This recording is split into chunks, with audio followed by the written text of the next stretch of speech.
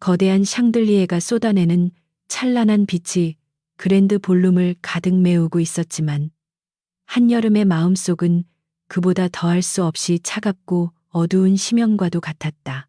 대한민국 최고의 재벌가인 천명그룹의 창립 기념 파티는 화려함 그 자체였고 정재계의 거물들이 서로의 안부를 물으며 샴페인 잔을 부딪히는 소리가 끊임없이 이어지고 있었다. 그 중심에 서 있는 강태주는 마치 이 세상의 지배자라도 되는 듯한 오만하고 냉철한 아우라를 뿜어내며 사람들을 압도하고 있었다. 여름은 그의 옆에 그림자처럼 서서 누구에게도 거슬리지 않을 만큼의 옅은 미소를 띤 채 묵묵히 자리를 지키고 있었다. 사람들은 그녀를 향해 부러움과 질시가 섞인 시선을 보냈지만 정작 그녀가 느끼는 것은 지독한 권태와 숨막히는 고립감뿐이었다. 그녀에게 이 자리는 화려한 연회가 아니라 1년이라는 기한이 정해진 감옥 속의 면회 시간과 다를 바가 없었다.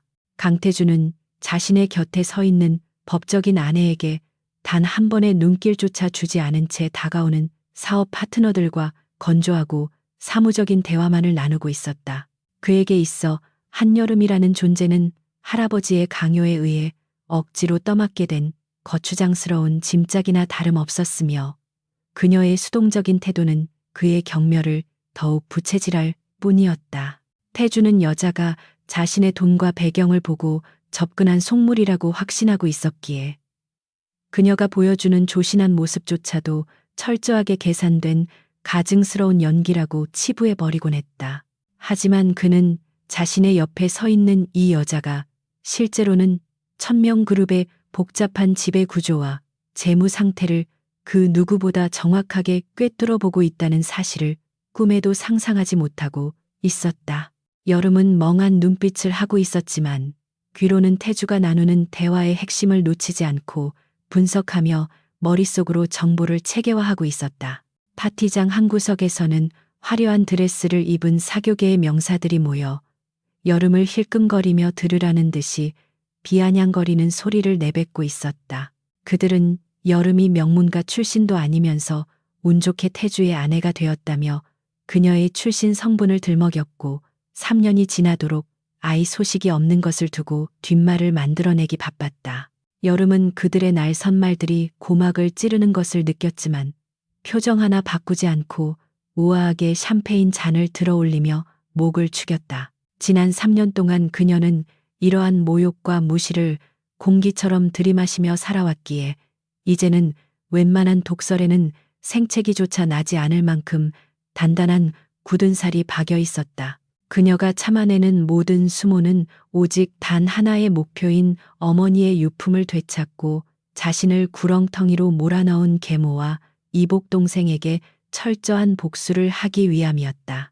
그때 연회장 입구가 소란스러워지더니 이번 행사의 가장 중요한 손님인 프랑스 명품 그룹의 회장단이 수행원들을 대동하고 모습을 드러냈다. 천명그룹이 사활을 걸고 추진 중인 유럽 시장 진출의 성패가 달린 중요한 만남이었기에 태주의 눈빛이 순식간에 날카롭게 변했고 주변의 공기마저 팽팽하게 긴장되었다. 태주는 유창한 영어로 인사를 건넸지만 프랑스 회장은 자국어에 대한 자부심이 대단히 강한 인물이라 통역사를 통해서만 대화를 하기를 원했다. 준비된 전문 통역사가 긴장된 표정으로 두 사람 사이에 섰고 초반에는 대화가 순조롭게 이어지는 듯했으나 비즈니스의 핵심 조건에 대한 논의가 시작되면서 미묘한 기류가 흐르기 시작했다.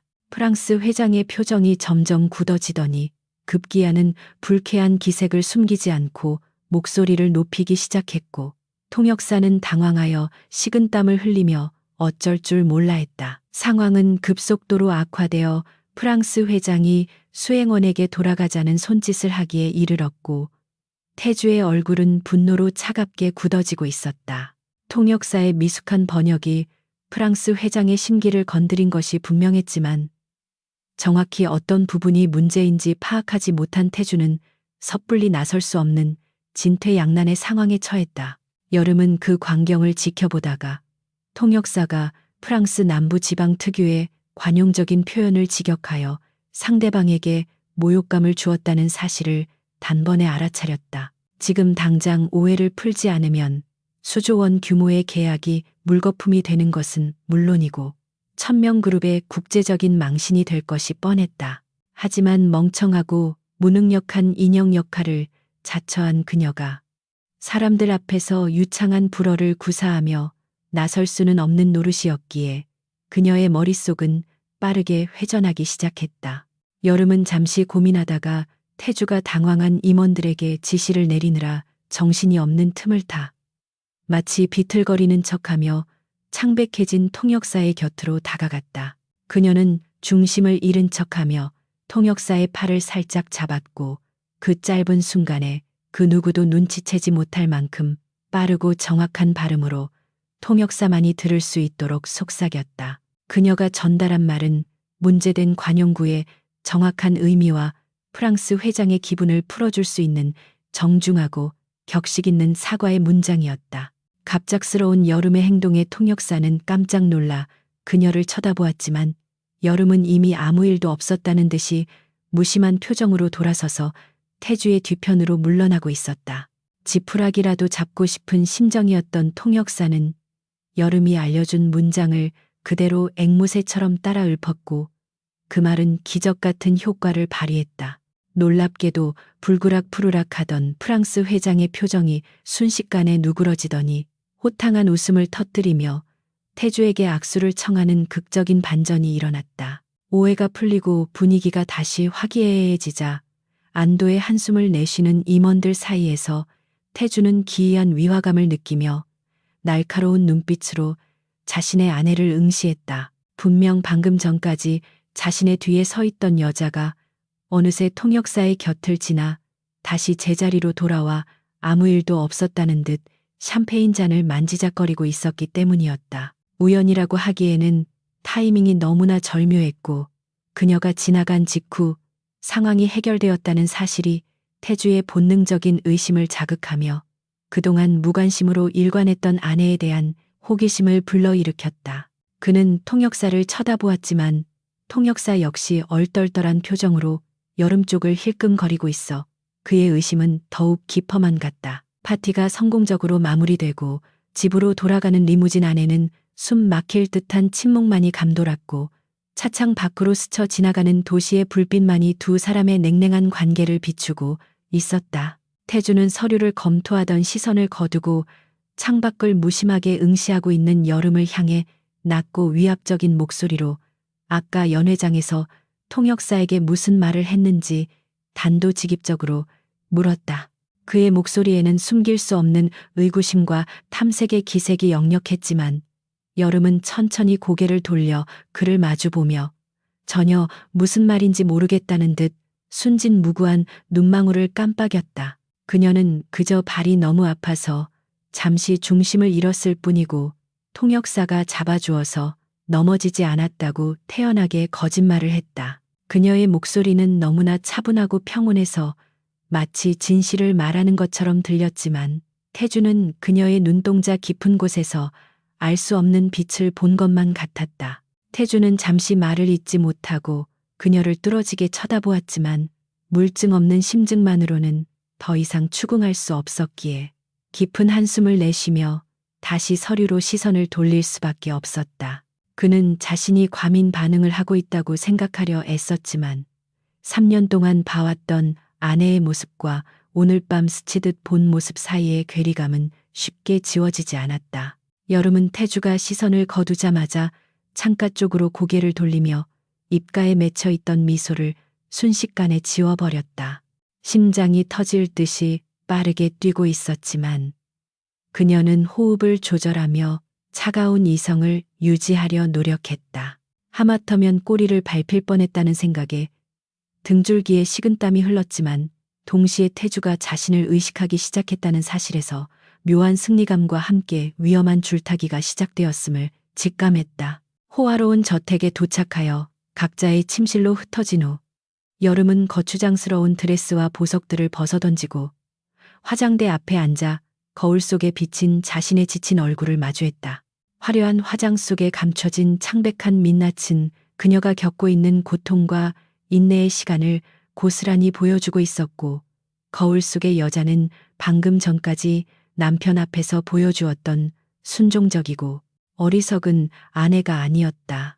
그녀는 서랍 깊숙한 곳에서 잠금장치가 된 작은 상자를 꺼내 열었는데 그 안에는 낡은 사진 한 장과 녹음기 하나가 들어 있었다.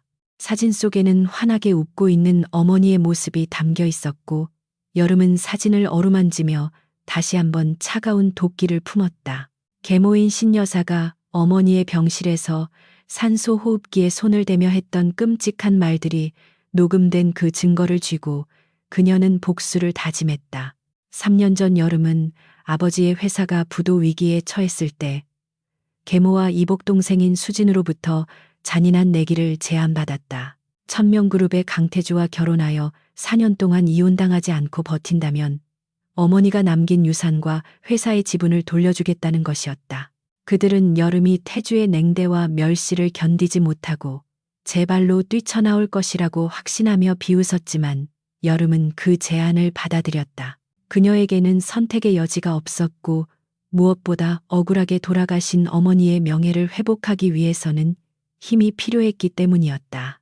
이제 약속된 기한까지 딱 1년이 남았고 그녀는 그동안 죽은 듯이 지내며 태주의 경계심을 허물고 천명그룹 내부의 정보를 수집해왔다. 그녀의 목표는 단순히 내기에서 이기는 것이 아니라 자신을 이용하려 했던 모든 이들을 발밑에 꿇어앉히는 것이었다. 여름은 샤워 가운으로 갈아입고 테라스로 나가 차가운 밤 공기를 들이마시며 혼란스러운 마음을 진정시켰다. 오늘 밤 태주에게 꼬투리를 잡힐 뻔한 것은 실수였지만 한편으로는 그에게 자신의 존재감을 각인시킨 계기가 되었을지도 모른다는 생각이 들었다. 강태주는 무능한 사람을 혐오하지만 유능한 적에게는 흥미를 느끼는 남자였기에 그녀는 이제 전략을 수정해야 할 시점이 왔음을 깨달았다. 언제까지나 그림자 속에 숨어 있을 수는 없으며 이제는 서서히 자신의 발톱을 드러내어 태주를 자신의 편으로, 아니 자신의 남자로 만들어야만 이 싸움에서 완벽한 승리를 거둘 수 있을 것이었다. 밤하늘에 떠있는 달이 구름에 가려져 희미한 빛을 내고 있었지만 여름의 눈동자는 그 어느 때보다 선명하고 강렬하게 빛나고 있었다. 그 시각 태주는 서재에 홀로 앉아 위스키 잔을 기울이며 오늘 파티장에서 있었던 일들을 되짚어 보고 있었다. 통역사가 앵무새처럼 읊었던 그 문장은 프랑스 상류층에서도 극히 일부만 사용하는 고상한 표현이었고 평범한 통역사가 순발력 있게 구사할 수 있는 수준의 것이 아니었다. 태주는 책상 위에 놓인 여름의 신상 명세서를 다시 한번 펼쳐 들었는데 거기에는 평범한 지방대학을 졸업하고 특별한 경력도 없는 지극히 평범한 이력만이 적혀 있을 뿐이었다. 하지만 그는 자신의 직감을 믿었고 오늘 밤 자신이 목격한 아내의 눈빛은 겁에 질린 사슴의 것이 아니라 먹잇감을 노리는 맹수의 것과 닮아 있었다는 것을 기억해냈다. 태주는 입가에 비릿한 미소를 머금으며 비서실장에게 전화를 걸어 한여름의 과거 행적에 대해 아주 사소한 것 하나까지 빠짐없이 다시 조사하라는 지시를 내렸다. 다음 날 아침 식사 자리에는 여느 때와 다름없이 무거운 침묵이 흘렀지만 두 사람 사이에는 팽팽한 긴장감이 감돌고 있었다. 여름은 조용히 국을 떠먹으며 태주의 시선을 피하고 있었지만 온몸의 신경은 그에게 집중되어 있었고 태주 역시 신문을 보는 척하며 여름의 일거수일투족을 관찰하고 있었다. 그때 태주가 갑자기 침묵을 깨고 이번 주말에 있을 부부 동반자선 골프 대회에 참석하라고 통보하듯 말했고 여름은 숟가락을 쥔 손을 잠시 멈칫했다. 평소라면 귀찮은 행사에 그녀를 대동하지 않았을 테지만 이번에는 그녀를 시험해 보려는 의도가 분명해 보였기에 여름은 짧게 대답하며 고개를 끄덕였다. 이것은 태주가 던진 미끼였고 여름은 그 미끼를 물지 않으면 피해갈지 결정해야만 했지만 그녀는 피하지 않고 정면으로 부딪히기로 결심했다. 여름은 식사를 마치고 태주가 출근하기를 기다려 배웅을 한 뒤 곧바로 드레스룸으로 들어가 골프웨어를 고르는 척하며 비밀 핸드폰을 꺼내 들었다. 그녀는 익숙한 손놀림으로 누군가에게 문자를 보냈는데 수신이는 다름 아닌 주식시장에서 유령이라고 불리는 전설적인 트레이더였다. 내용은 간단명료했는데 천명그룹의 경쟁사 동양과 태주가 최근 관심을 보이고 있는 신사업에 대한 리포트를 요청하는 것이었다. 그녀는 태주가 자신을 시험하려 한다면 자신 또한 그 시험을 역이용하여 태주에게 자신의 가치를 증명해 보일 생각이었다. 단순히 골프를 치러 가는 것이 아니라 그 자리에서 벌어질 비즈니스 로비와 암투 속에서 그녀가 어떤 역할을 할 수 있을지 보여줄 기회였고 그녀는 이 기회를 놓칠 생각이 추호도 없었다. 강태주는 비서실장이 가져온 두툼한 서류 봉투를 책상 위에 던지듯 내려놓으며 미간을 찌푸렸다. 한여름에 대한 뒷조사 결과는 지나칠 정도로 깨끗했고 마치 누군가가 정성스럽게 다듬어 놓은 이력서처럼 흠잡을 데가 전혀 없었다. 그녀가 다녔다는 지방의 작은 대학은 이미 폐교되어 학적부를 확인하기 어려웠고 이전 거주지 주변의 탐문 결과 또한 조용하고 존재감 없는 학생이었다는 평이 지배적이었다. 태주는 완벽하게 조작된 듯한 이 평범함이 오히려 더 큰 의심을 불러일으킨다고 생각하며 의자 깊숙이 몸을 기대었다. 어젯밤 파티장에서 그가 목격한 그 날카롭고 지적인 눈빛은 결코 평범한 가정주부의 것이 아니었기에 이 보고서는 그녀의 진짜 모습을 가리기 위한 얇은 가면일 뿐이라는 확신이 들었다. 창밖으로 펼쳐진 서울의 전경을 내려다보며 태주는 자신의 직감을 다시 한번 곱씹어 보았다. 그는 수많은 경쟁자들을 물리치고 그룹의 정점에 오른 인물이었고 사람을 꿰뚫어 보는 능력 하나만큼은 누구보다 탁월하다고 자부해왔다. 그런 그가 3년 동안이나 한여름이라는 여자의 본질을 파악하지 못하고 방치해 두었다는 사실이 자존심을 건드렸다. 그는 이번 주말 골프 모임이 단순한 사교 행사가 아니라 그녀의 가면을 벗겨낼 중요한 기회가 될 것이라고 판단했다. 만약 그녀가 자신이 생각하는 것처럼 의도적으로 정체를 숨기고 있는 것이라면 예기치 못한 위기 상황에서 반드시 본능적인 반응을 보일 것이 분명했기에 그는 그녀를 벼랑 끝으로 몰아붙일 계획을 세웠다. 주말 아침 골프장으로 향하는 차 안의 공기는 여느 때보다 무거웠고 여름은 태주의 시선이 자신에게 고정되어 있다는 것을 느끼며 마른 침을 삼켰다. 그녀는 태주가 자신의 뒷조사를 했다는 사실을 이미 정보통을 통해 알고 있었지만 겉으로는 아무것도 모르는 척 차창 밖 풍경에만 시선을 두고 있었다. 태주가 갑자기 그녀의 손목을 잡으며 오늘 라운딩에 처제가 온다는 소식을 전했을 때 여름의 눈동자가 순간적으로 흔들렸다. 이복 동생인 한수진은 어린 시절부터 여름을 괴롭히고 짓밟는 것을 인생의 낙으로 삼아온 존재였기에 그녀의 등장은 결코 달가운 소식이 아니었다. 하지만 여름은 곧바로 표정을 관리하며 수진을 만나는 것이 기쁜 일인 양 억지 미소를 지어 보였고 태주는 그 찰나의 흔들림을 놓치지 않고 눈에 담았다. 클럽하우스에 도착하자마자 화려한 명품으로 온몸을 휘감은 한수진이 요란하게 등장하며 주위의 시선을 한몸에 받았다. 수진은 형부인 태주에게는 콧소리를 섞어가며 애교를 떨었지만 여름을 바라보는 눈빛에는 경멸과 조롱이 가득 차 있었다. 그녀는 대놓고 여름의 지난 시즌 골프 웨어를 지적하며 천명그룹 사모님으로서 품위가 떨어진다며 면박을 주었고 주변에 있던 다른 사모님들이 킥킥거리며 웃음을 터뜨렸다. 여름은 수치심에 얼굴이 붉어진 연기를 하며 고개를 숙였지만 속으로는 수진의 유치한 공격에 코웃음을 치고 있었다. 수진이 이렇게 공개적으로 자신을 망신 주려 할수록 태주의 체면 또한 구겨진다는 사실을 모르는 멍청함이 오히려 여름에게는 기회로 작용할 것이 분명했기 때문이다. 본격적인 라운딩이 시작되자 수진의 괴롭힘은 더욱 노골적으로 변해갔고 그녀는 여름이 샷을 할 때마다 헛기침을 하거나 일부러 큰 소리로 떠들며 집중력을 흐트려 놓았다.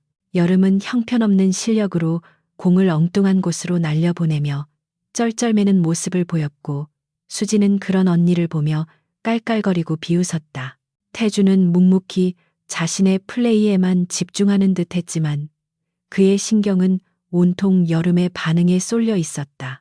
아무리 바보라도 이 정도의 모욕을 받으면 화를 내거나 최소한 불쾌한 기색이라도 비춰야 정상인데 여름은 그저 죄송하다는 말만 반복하며 묵묵히 참아내고 있었다. 태주는 그녀의 인내심이 과연 어디까지인지, 그리고 그 인내심 뒤에 숨겨진 진짜 의도가 무엇인지 확인해 보고 싶은 충동을 느꼈다. 한편 여름은 숲속으로 날아간 공을 찾는 척하며 태주와 동행한 건설사 대표들의 대화를 엿듣는데 집중하고 있었다. 그들은 태주가 잠시 자리를 비운 사이 이번 입찰건과 관련된 뇌물 리스트와 이면 계약에 대한 이야기를 은밀하게 나누고 있었다. 여름은 덤불 속에 숨겨둔 소형 녹음기의 위치를 확인하며 그들의 대화 내용을 머릿속에 완벽하게 저장했다. 수진이 자신을 괴롭히느라 정신이 팔려있는 동안 여름은 천명그룹을 위협할 수도 있는 치명적인 정보를 손에 넣게 된 것이었다. 그녀가 숲에서 나왔을 때 옷에는 나뭇잎이 붙어 있었고 머리는 헝클어져 있었지만 그녀의 눈빛만은 먹이를 낚아챈 매처럼 매섭게 빛나고 있었다. 라운딩이 끝나고 이어진 오찬 자리에서 수지는 일부러 여름의 옷에 붉은 와인을 쏟으며 실수인 척 가장했다. 하얀색 골프웨어가 붉게 물들자 수지는 과장된 몸짓으로 사과하며 냅킨으로 여름의 옷을 닦아주는 척하면서 교묘하게 그녀의 팔을 꼬집었다. 여름은 고통을 참으며 괜찮다고 말했지만 태주는 수진의 손동작이 단순한 실수가 아니라 고의적인 폭력임을 정확하게 간파했다. 그는 자신의 아내가 처제에게 이런 취급을 받고 있다는 사실에 불쾌감을 느꼈지만 동시에 왜 여름이 저항하지 않고 당하고만 있는지에 대한 의문이 더욱 커졌다. 태주는 식사를 중단하고 차가운 목소리로 비서에게 여름의 여벌옷을 준비시키라고 지시하며 수진에게는 날카로운 경고의 눈빛을 보냈다. 집으로 돌아가는 길은 이미 어둠이 짙게 깔려 있었고 빗방울이 하나둘씩 차창을 때리기 시작했다.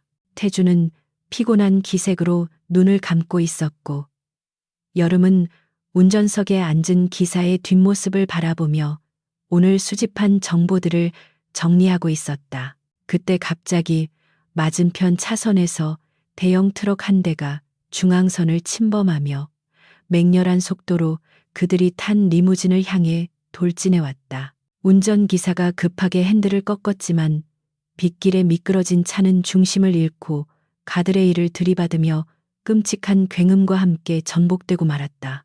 세상이 뒤집히는 듯한 충격과 함께 태주의 의식이 흐릿해졌고 깨진 유리 조각과 찌그러진 차체 사이로 매캐한 연기가 피어올랐다.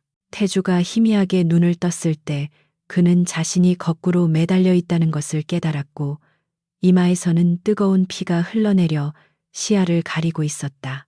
옆좌석의 여름은 이미 안전벨트를 풀고 탈출한 상태였고 태주는 고통스러운 신음소리를 내며 몸을 움직이려 했지만 다리가 끼어 꼼짝할 수 없었다.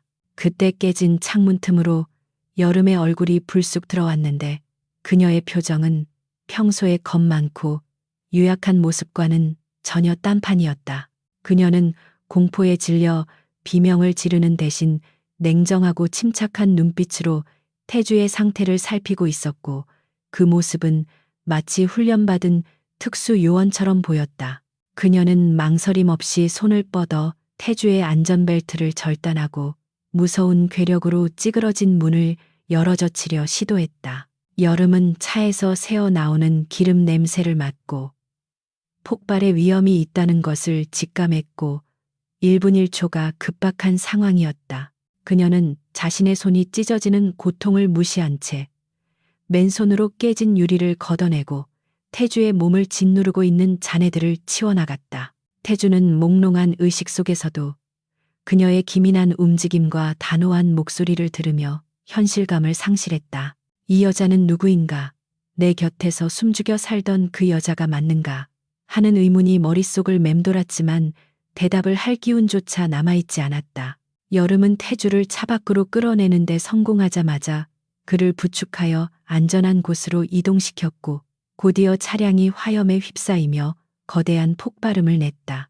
빗속에 주저앉은 여름은 태주를 눕히고 찢어진 드레스 자락을 찢어 그의 이마와 다리의 출혈 부위를 능숙하게 지혈하기 시작했다. 그녀의 손길은 거침이 없었고 맥박을 체크하고 동공 반응을 살피는 과정은 전문 의료진 못지않게 정확하고 빨랐다. 태주는 흐릿한 시야 속에서 비에 젖은 여름의 얼굴을 올려다보았는데 그녀의 눈에서는 눈물 대신 차가운 이성과 결단력이 뿜어져 나오고 있었다. 그녀는 자신의 정체가 드러날 수도 있다는 위험을 감수하고 본능적으로 태주를 살리는 것을 선택했고 지금 이 순간만큼은 연기가 아닌 그녀 본연의 모습으로 존재하고 있었다. 태주는 그녀의 손을 잡으려 했지만 손가락 하나 까딱할 수 없을 만큼 힘이 빠져 있었고 의식이 점점 멀어져 갔다. 구급차, 사이렌 소리가 멀리서 들려오기 시작하자 여름은 그제야 긴장을 풀고 태주의 가슴에 얼굴을 묻으며 오열하는 연기를 시작했다. 구조대원들이 도착했을 때 그들이 목격한 것은 사고 현장에서 남편을 끌어안고 공포에 떨고 있는 가련한 아내의 모습뿐이었다. 하지만 태주는 의식을 잃기 직전 보았던 그녀의 그 냉혹하리만큼 침착했던 표정을 뇌리에 깊이 새겨 넣었다.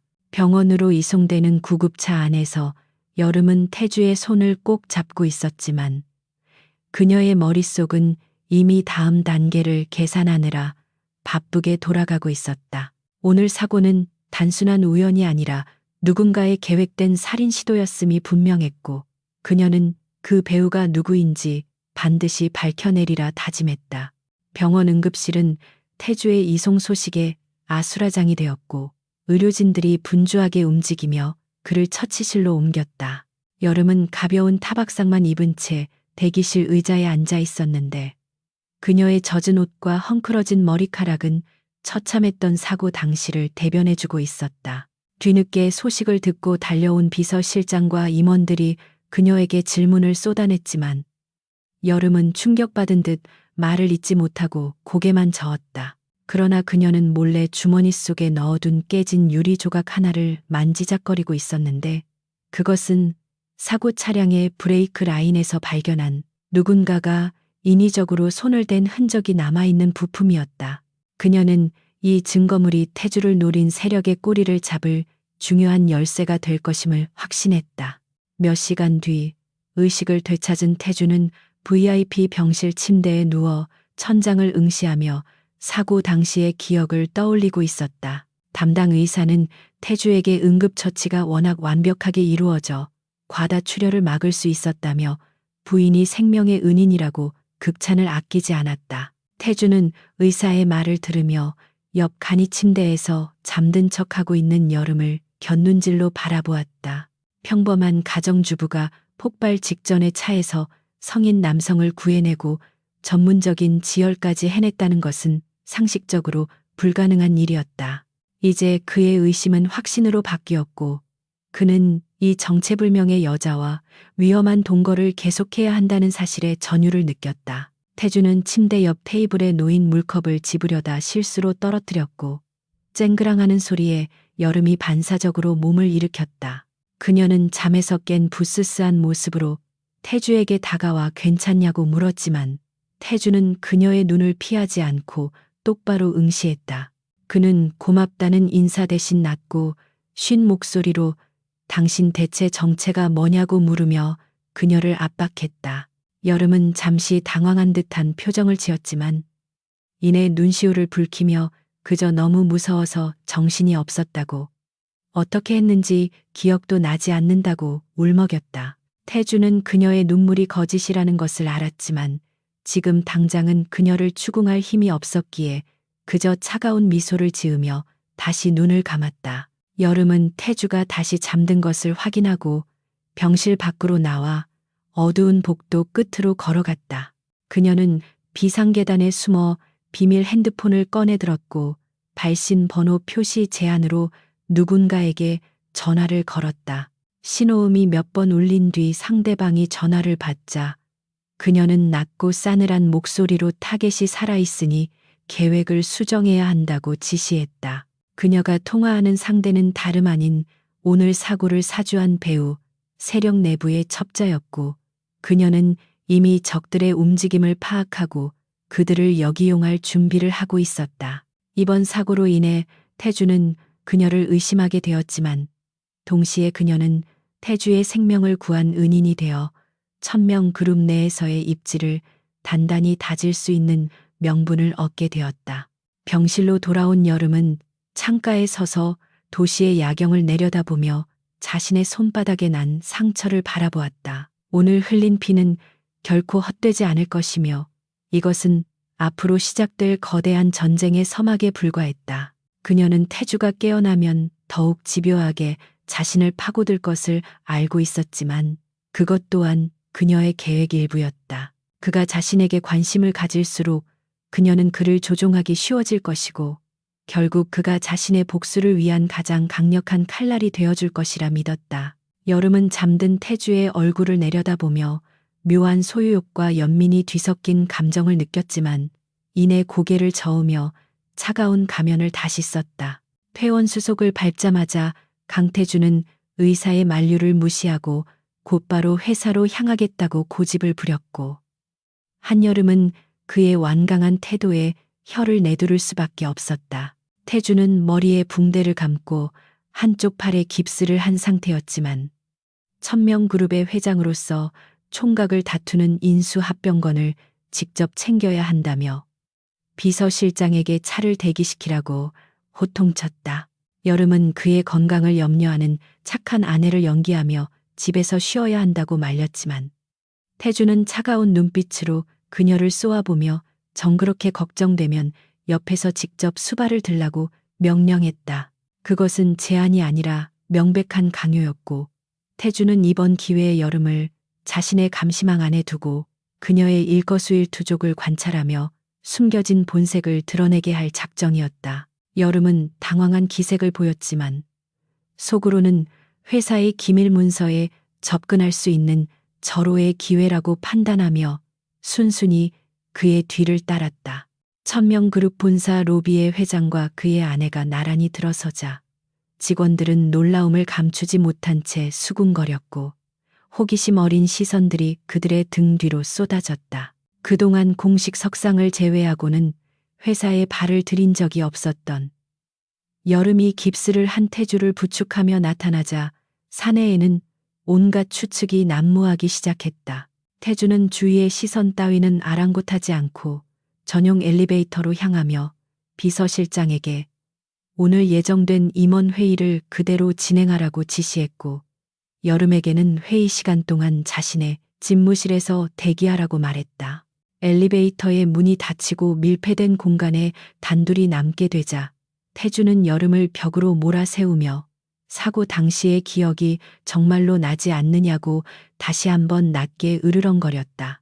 여름은 태주의 압박에 어깨를 움츠리며 겁에 질린 눈망울로 그를 올려다 보았지만 심장 박동은 차분하게 유지하고 있었다. 회장 집무실은 태주의 성격을 그대로 반영하듯 모노톤의 가구들로 채워져 있었고 차갑고 삭막한 공기가 흐르고 있어 숨이 막힐 지경이었다. 태주가 회의에 참석하러 나간 사이 여름은 소파에 얌전히 앉아있는 척하다가 문이 닫히는 소리를 듣자마자 날쌘 동작으로 몸을 일으켜 책상 위를 훑어보았다. 책상 위에는 극비라고 적힌 붉은색 파일들이 어지럽게 널려 있었는데 그것들은 태주가 목숨을 걸고 추진 중인 대형 건설사 인수에 관한 자료들이었다. 여름은 문 쪽을 경계하며 빠르게 서류들을 넘겨보았고 그 안에 숨겨진 치명적인 독소 조항들을 발견하고는 회심의 미소를 지었다. 인수 대상 기업이 분식 회계를 통해 부채 규모를 축소해 놓았다는 사실을 간파한 그녀는 이 정보를 어떻게 활용해야 태주의 신뢰를 얻으면서 동시에 자신의 능력을 자연스럽게 노출할 수 있을지 고민에 빠졌다. 1시간 뒤 회의를 마치고 돌아온 태주는 얼굴이 붉게 상기되어 있었고 두통이 심한 듯 미간을 잔뜩 찌푸린 채 소파에 몸을 던졌다. 임원들은 태주의 부상을 핑계로 인수합병을 서두르자고 압박했고 태주는 그들의 속내를 알면서도 명확한 반박 근거를 찾지 못해 답답해하고 있는 상황이었다. 그는 여름에게 냉수를 가져오라고 시키며 신경질적으로 넥타이를 풀어헤쳤고 책상 위에 놓인 계약서 사본을 다시 한번 뚫어지게 쳐다보았다. 여름은 물을 건네며 태주의 어깨 너머로 서류를 힐끔거렸고 마치 글자를 처음 보는 어린아이처럼 순진한 목소리로 숫자가 이상하다는 듯 혼잣말을 중얼거렸다. 태주는 처음에는 그녀의 말을 무시하려 했지만 그녀가 손가락으로 가리킨 재무제표의 주석사항을 보고는 멈칫하며 시선을 고정했다. 여름이 지적한 부분은 깨알 같은 글씨로 적힌 해외 법인의 지급 보증 내역이었는데 얼핏 보면 평범한 항목처럼 보였지만 환율 변동에 따른 리스크가 교묘하게 은폐되어 있었다. 태주는 그 부분을 자세히 들여다보다가 안색이 창백하게 변했고 즉시 계산기를 두드리며 시뮬레이션을 돌려보았다. 만약 이대로 계약을 체결했다면 천명그룹은 수천억 원의 우발 채무를 떠안게 되어 그룹 전체가 휘청거릴 수도 있는 끔찍한 함정이 도사리고 있었다. 태주는 믿을 수 없다는 표정으로 고개를 들어 여름을 쳐다보았는데 그녀는 여전히 아무것도 모른다는 표정으로 그저 숫자가 서로 안 맞는 것 같아서 말씀드린 것뿐이라고 둘러댔다. 하지만 태주는 이것이 단순한 우연이 아니라는 것을 직감했고 그녀가 가계부나 쓰는 평범한 주부의 수준을 훨씬 뛰어넘는 금융 지식을 가지고 있음을 확신했다. 태주는 비서실장을 호출하여 당장 법무팀과 회계팀을 소집하라고 고함을 쳤고 집무실 안은 순식간에 긴장감이 감도는 전장으로 변했다. 그는 임원들을 다시 불러들여 여름이 찾아낸 문제점을 근거로 계약 조건을 전면 재검토하겠다고 선언하며 상대방의 기만을 강력하게 성토했다. 임원들은 회장이 어떻게 그 짧은 시간에 그토록 은밀하게 숨겨진 독소 조항을 찾아냈는지 의아해하면서도 태주의 서슬퍼런 기세에 눌려 아무런 반론도 제기하지 못했다. 태주는 회의를 주도하며 카리스마 넘치는 모습으로 상황을 반전시켰지만 그의 시선은 틈틈이 소파에 앉아 잡지를 뒤적이고 있는 여름에게 머물렀다. 그는 그녀가 자신의 목숨을 구한 데 이어 이번에는 회사를 구해냈다는 사실을 인정하지 않을 수 없었고 그녀에 대한 경계심은 이제 기묘한 호기심과 소유욕으로 변질되어 가고 있었다. 모든 소동이 마무리되고 땅거미가 질 무렵 집무실에는 다시 태주와 여름 단둘만이 남게 되었고 정막만이 감돌았다. 태주는 책상 위에 걸터 앉아 팔짱을 낀 채 여름을 내려다보며 이제 연극은 그만하고 솔직하게 말해보라고 진지하게 물었다. 그는 그녀에게 어디서 경제학을 배웠는지 누구의 사주를 받고 자신에게 접근했는지 추궁했지만 목소리에는 이전과 같은 적대감 대신 흥미로움이 묻어났다. 여름은 태주의 눈을 똑바로 바라보며 자신은 그저 남편이 곤란해하는 것을 돕고 싶었을 뿐이라고 대답하며 여전히 자신의 정체를 완전히 드러내지 않았다. 그녀는 아직 때가 아니라고 판단했고 태주가 자신을 더 갈망하고 궁금해하도록 만들어야만 주도권을 완전히 쥘 수 있다고 계산했다. 태주는 그녀의 대답에 헛웃음을 지으며 천천히 그녀에게 다가갔고 여름은 뒷걸음질 치다가 벽에 등이 닿아 멈춰섰다. 태주는 그녀의 양옆을 팔로 막아 가두고는 얼굴을 가까이 들이대며 당신이 누구든 상관없으니 내 곁에서 그 능력을 계속 증명해 보이라고 속삭였다. 그것은 일종의 거래 제안이자 유혹이었고 두 사람 사이에는 팽팽한 성적 긴장감이 흘러 공기마저 뜨겁게 달아올랐다. 여름은 태주의 강렬한 눈빛을 피하지 않고 그의 넥타이를 살짝 잡아당기며 당신이 원한다면 얼마든지 도와주겠다고 도발적으로 응수했다. 이 순간 여름은 더 이상 수동적인 인형이 아니었고 태주 역시 그녀를 지배하려는 오만한 총재가 아니라 대등한 파트너로서 그녀를 인식하기 시작했다. 그날 이후 여름은 태주의 비공식적인 특별 보좌관 자격으로 매일 회사에 출근하게 되었고 그녀의 자리는 회장실 안쪽에 마련되었다. 직원들은 회장이 아내를 곁에 두고 감시하는 것이라고 수군댔지만 실제로는 두 사람이 머리를 맞대고 그룹의 현안들을 하나씩 해결해 나가고 있었다. 여름은 그동안 숨겨왔던 재능을 유감없이 발휘하며 태주가 놓치고 있던 마케팅 전략의 허점을 보완하고 재무 구조를 개선하는 획기적인 아이디어들을 쏟아냈다. 태주는 그녀의 브리핑을 들을 때마다 감탄을 금치 못했고 자신이 그동안 보석을 돌멩이로 착각하고 방치해 두었다는 사실을 뼈저리게 후회했다.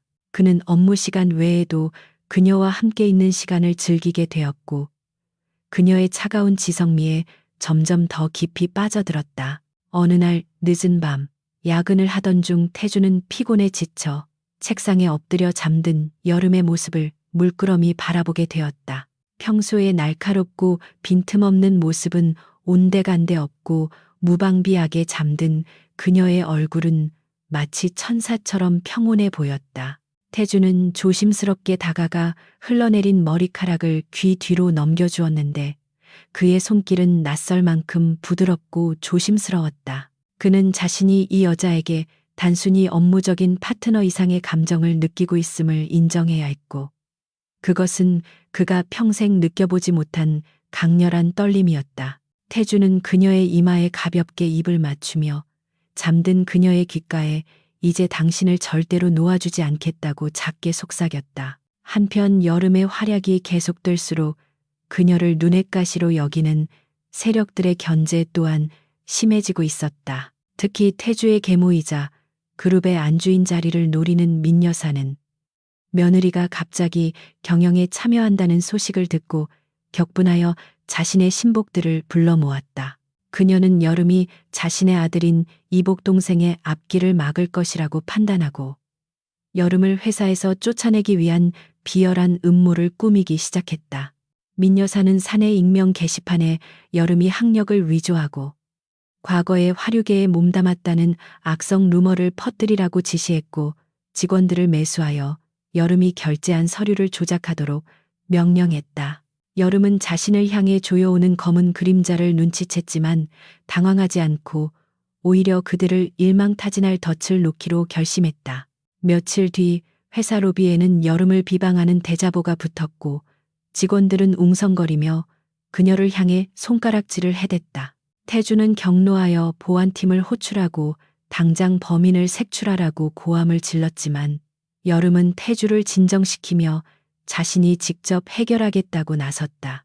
그녀는 태주에게 자신을 믿어달라고 말하며 방송실로 향했고 전산의 방송을 통해 공개 토론을 제안하는 파격적인 행보를 보였다. 그녀는 자신을 모함하는 세력들에게 당당하게 증거를 가지고 나오라고 외쳤고 자신의 결백을 증명하지 못하면 스스로 물러나겠다는 배수진을 쳤다. 태주는 모니터를 통해 그녀의 당찬 모습을 지켜보며 가슴이 벅차오르는 것을 느꼈고 그녀가 결코 호락호락하게 당할 여자가 아니라는 것을 다시 한번 확인했다. 공개 토론 당일 강당은 호기심에 찬 직원들로 가득 찼고 민 여사가 사주한 가짜 증인들이 의기양양하게 등장했다. 그들은 조작된 사진과 문서를 들이밀며 여름을 공격했지만 여름은 침착하게 그들의 모순을 하나하나 반박해 나갔다. 그녀는 미리 준비해둔 역추적 자료를 화면에 띄우며 루머의 발원지가 민 여사의 차명 계좌와 연결된 IP 주소임을 폭로했고 가짜 증인들이 돈을 받고 매수되었다는 녹취록을 재생했다. 강당은 순식간에 충격의 도가니에 빠졌고 상황이 역전되자 증인들은 서로의 탓을 하며 자중질환을 일으켰다.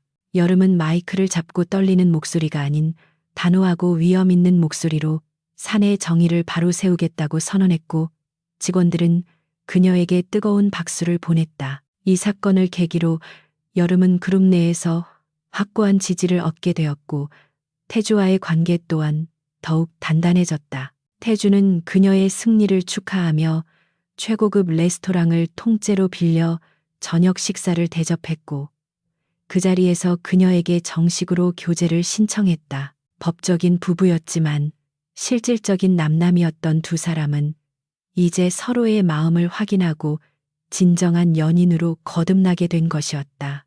여름은 태주가 건넨 다이아몬드 목걸이를 바라보며 복잡한 감정을 느꼈지만 지금 이 순간만큼은 자신의 승리를 즐기기로 했다. 그녀는 태주의 손을 잡으며 미소를 지었지만 그녀의 눈동자 속에는 여전히 끝나지 않은 복수의 불꽃이 타오르고 있었다. 집으로 돌아오는 차 안에서 여름은 창밖을 보며 다음 목표인 자신의 친정 한성그룹을 떠올렸다.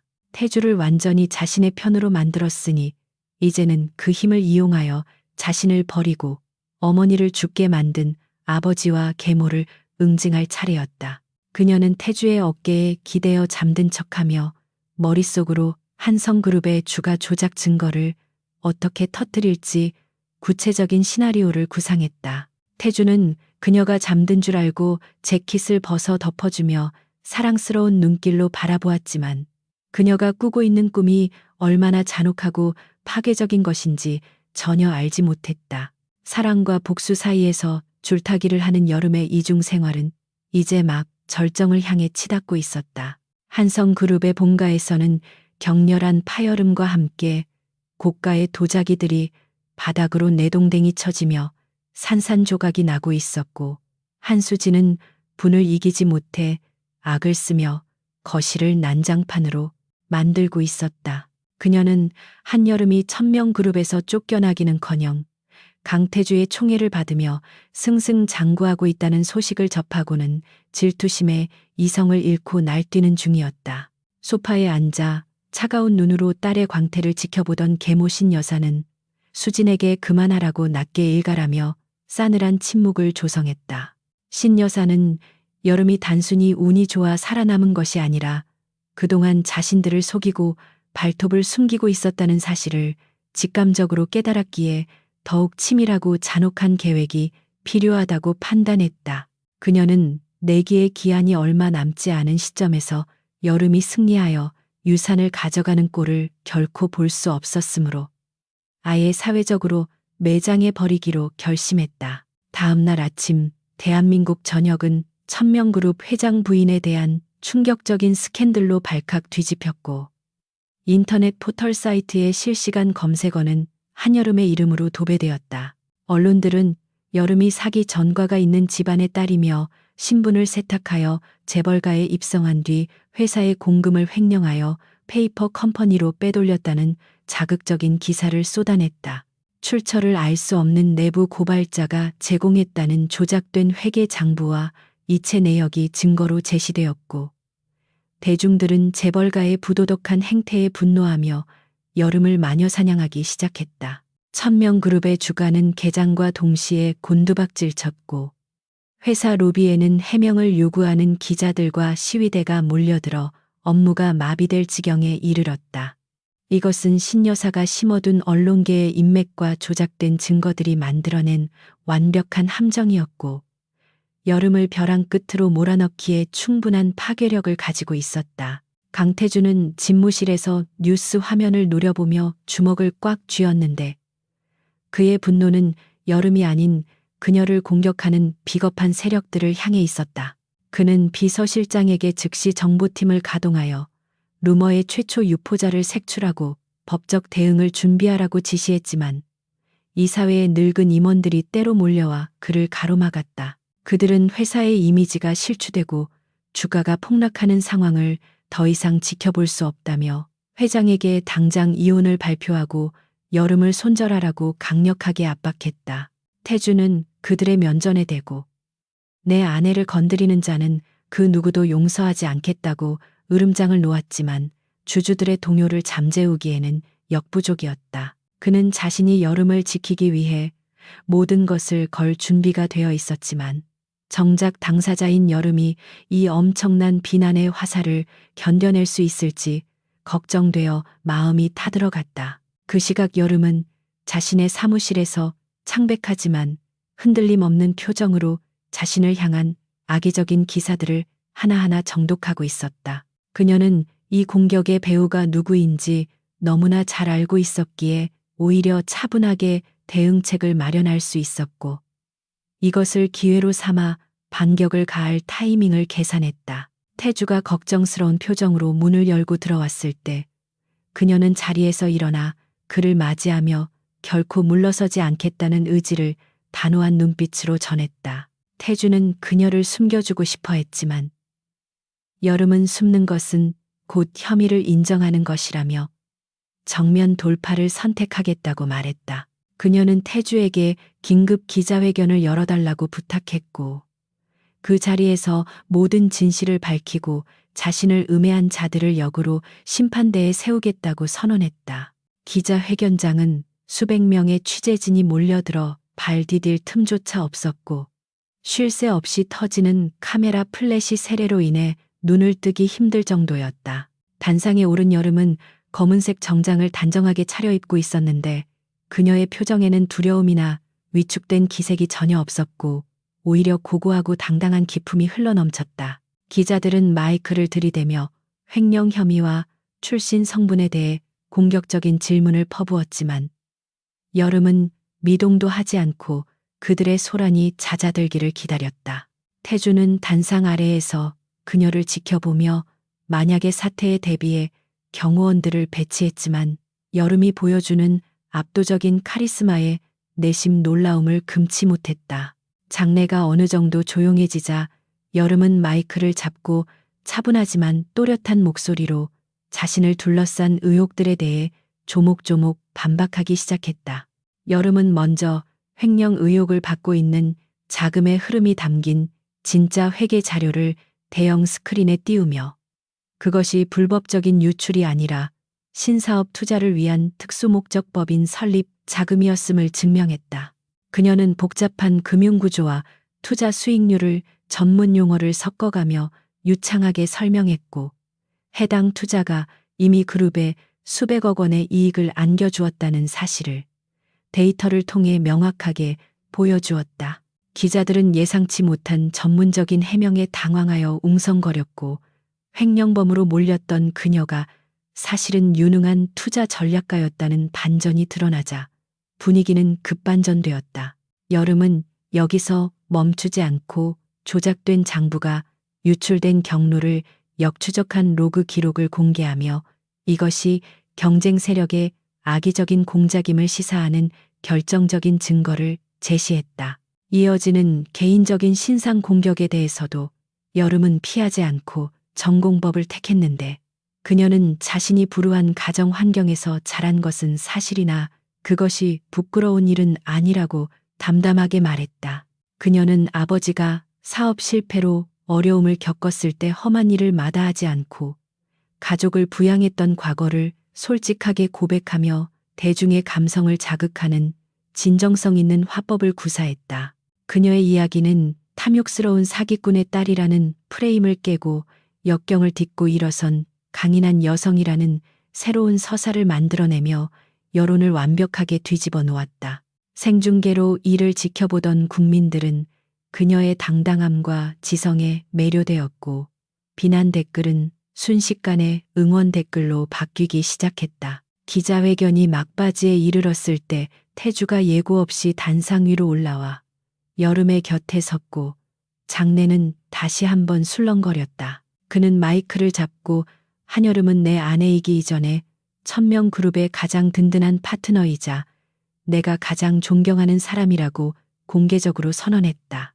태주는 그녀의 어깨를 감싸 안으며 앞으로 허위 사실을 유포하여 아내와 회사의 명예를 훼손하는 자들에게는 관용 없는 법적 조치를 취할 것임을 천명했다.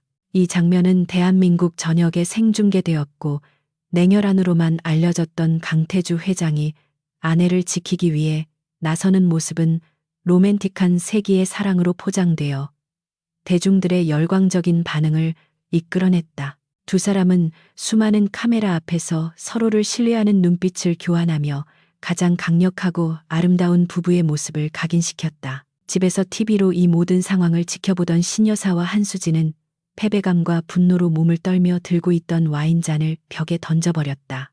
그들은 여름을 매장시키려던 계획이 오히려 그녀를 국민적인 영웅으로 만들어주고 태주와의 결속을 강화시켜주는 꼴이 되었다는 사실을 받아들일 수 없었다. 특히 한수진은 태주가 여름을 바라보는 그 애틋한 눈빛이 연기가 아니라 진심이라는 것을 여자로서 본능적으로 느끼고 질투심에 미쳐 날뛰었다. 신여사는 부들부들 떨리는 손으로 전화기를 들어 비자금 관리인에게 연락을 취하며 이제는 수단과 방법을 가리지 않고 여름을 물리적으로 제거해야 할지도 모른다는 위험한 생각을 품기 시작했다. 기자회견을 마치고 대기실로 돌아온 여름은 긴장이 풀리면서 다리에 힘이 풀려 주저앉을 뻔했지만 태주가 재빨리 그녀를 부축해 주었다. 태주는 그녀를 소파에 앉히고 떨리는 손을 잡아주며 오늘 정말 완벽했고 멋있었다고 진심 어린 칭찬을 건넸다. 여름은 태주의 따뜻한 온기를 느끼며 그동안 혼자 짊어지고 왔던 무거운 짐을 잠시나마 내려놓는 듯한 안도감을 느꼈다. 태주는 그녀의 눈을 바라보며 이제 더 이상 당신을 혼자 두지 않겠다고 맹세했고 여름의 입술에 조심스럽게 키스했다. 그것은 계약 관계를 넘어선 진정한 연인으로서의 첫 입맞춤이었고 두 사람의 마음은 밖에서 몰아치는 폭풍우와 상관없이 서로에게 깊이 빠져들고 있었다. 집으로 돌아가는 차 안에서 여름은 태주의 어깨에 머리를 기대고 창밖의 풍경을 바라보며 복잡한 생각에 잠겼다. 오늘 승리는 달콤했지만 이것은 적들을 더욱 자극하여 더 큰 위험을 불러올 것이 분명했기에 그녀는 긴장의 끈을 놓을 수 없었다. 태주는 그녀의 손을 놓지 않고 계속 쓰다듬으며 무언가 결심한 듯한 표정으로 비서실장에게 전화를 걸어 한성그룹에 대한 전면적인 세무조사를 의뢰하라고 지시했다. 여름은 놀란 눈으로 태주를 쳐다보았지만 태주는 빙긋 웃으며 당신을 괴롭힌 대가는 그들이 감당하기 힘들 만큼 혹독할 것이라고 속삭였다.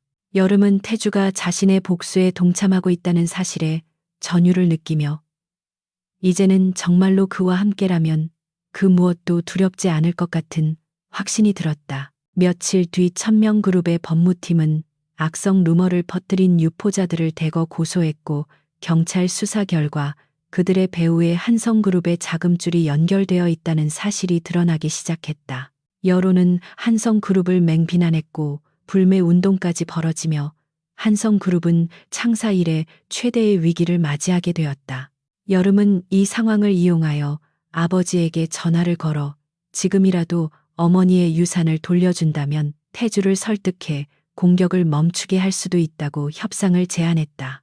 하지만 수화기 너머로 들려오는 아버지의 목소리는 반성은커녕 온갖 저주와 욕설로 가득 차 있었고 여름은 차갑게 식은 눈으로 전화를 끊으며 마지막 남은 연민의 조각마저 버리기로 결심했다.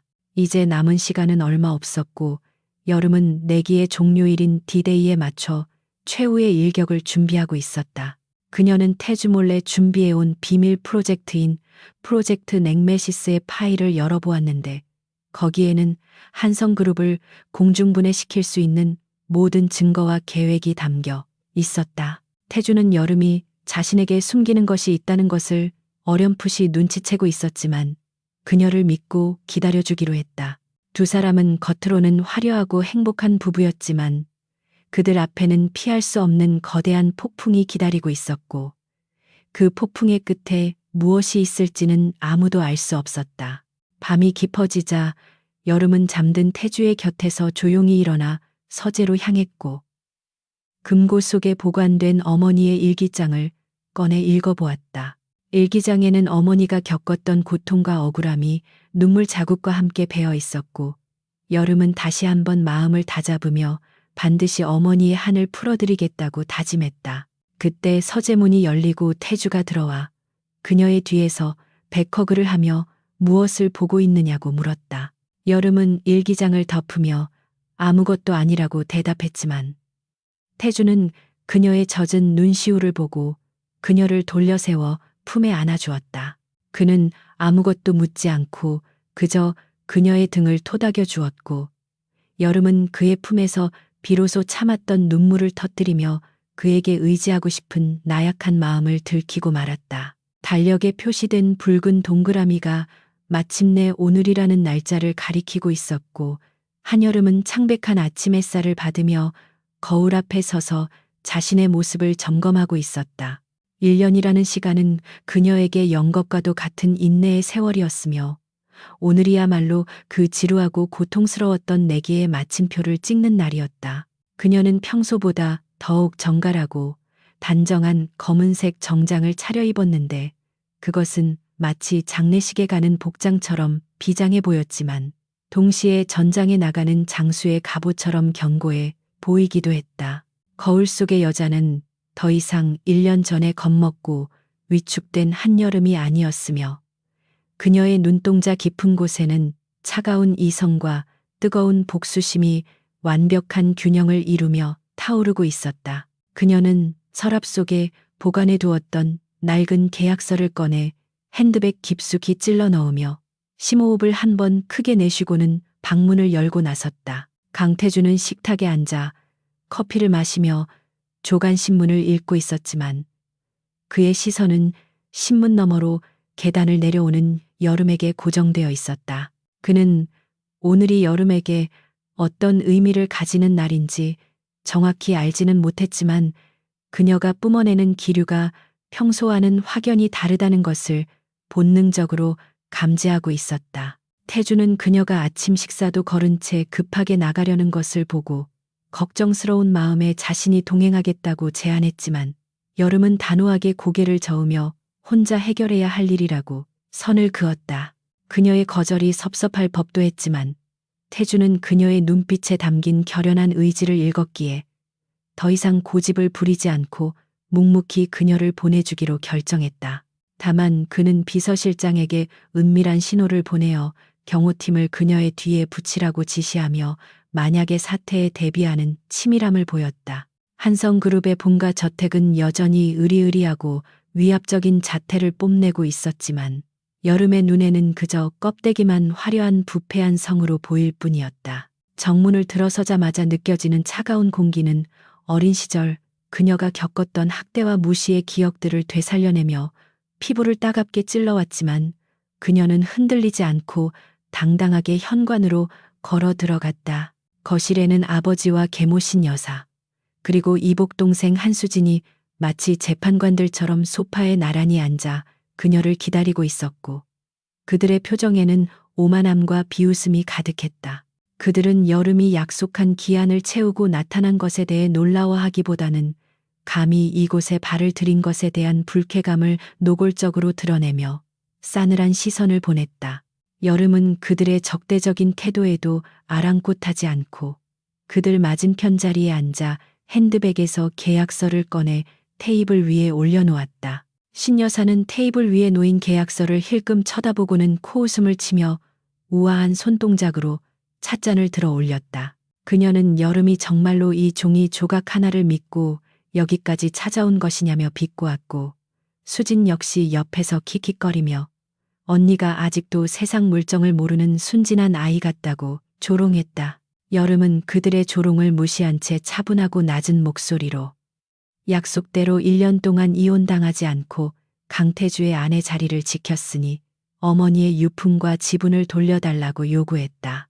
그녀의 목소리에는 감정이 섞여 있지 않았지만 그 단호함은 거실의 공기를 무겁게 짓누르기에 충분했고, 아버지인 한 회장의 미간을 찌푸리게 만들었다. 한 회장은 자신의 딸을 바라보며 혀를 찾고 네가 주제를 모르고 기어오른다며 모욕적인 언사를 서슴지 않고 내뱉었다. 한 회장은 계약서를 집어들더니 여름이 보는 앞에서 그것을 거침없이 반으로 찢어버리며 바닥에 내동댕이 쳤다. 그는 이까짓 종이 쪼가리는 아무런 법적 효력이 없으며 자신이 마음만 먹으면 너를 당장이라도 길바닥에 나앉게 만들 수 있다고 으름장을 놓았다. 신여사는 찢어진 계약서 조각을 밟으며 우리가 너를 그 자리에 보낸 것은 가문을 위해 희생하라는 뜻이었지, 대가를 바라는 거래를 하자는 것이 아니었다고 뻔뻔하게 말했다.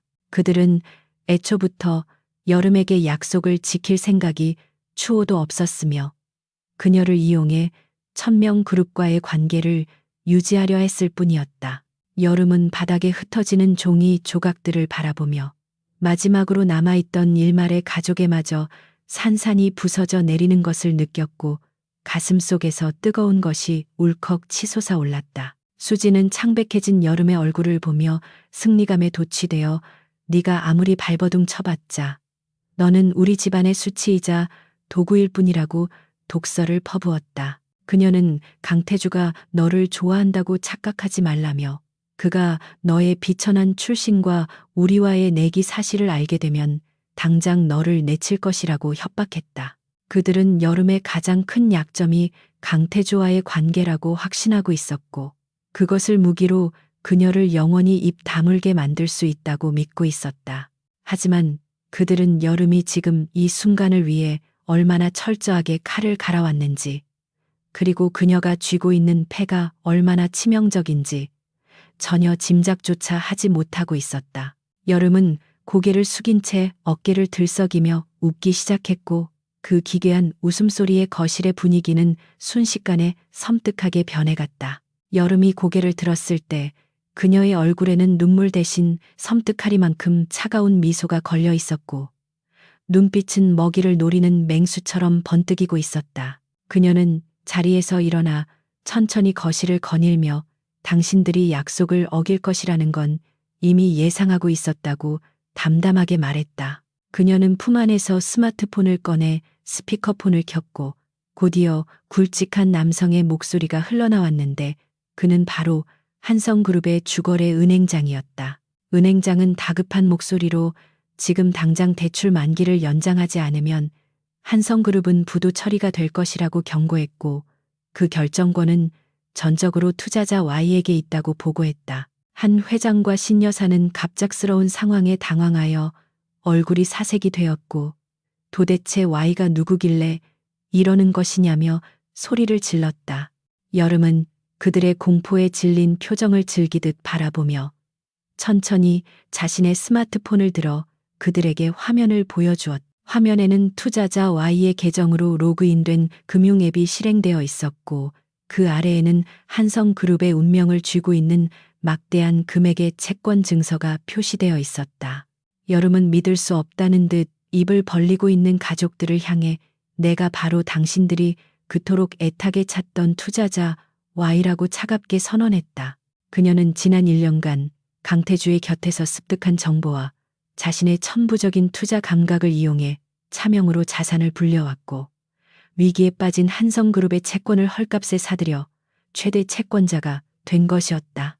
거실은 충격과 공포로 뒤덮였고 신 여사는 다리에 힘이 풀려 소파에 주저앉았으며 한 회장은 심장을 부여잡고 헐떡거렸다. 여름은 덜덜 떨고 있는 수진의 앞으로 다가가 그녀의 턱을 들어 올리며 이제 갑과 을이 바뀌었다는 것을 똑똑히 기억하라고 싸늘하게 속삭였다. 그녀는 내일까지 어머니의 유품을 모두 정리해서 자신의 집으로 보내지 않으면 즉시 채권 회수 절차에 들어갈 것이며 한성그룹은 공중 분해될 것이라고 최후 통첩을 날렸다. 그녀는 더 이상 그들의 대답을 기다리지 않고 뒤도 돌아보지 않은 채 저택을 빠져나왔고 등 뒤에서는 신 여사의 비명 섞인 절규가 들려왔다.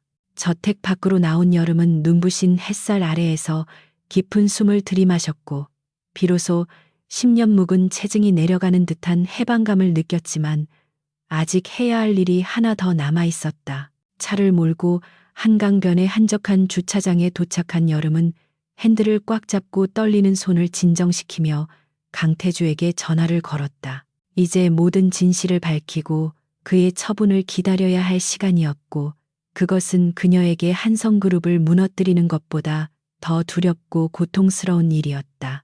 태주는 신호가 가자마자 전화를 받았고 여름의 목소리가 심상치 않음을 느끼고는 즉시 그녀가 있는 곳으로 달려오겠다고 말했다.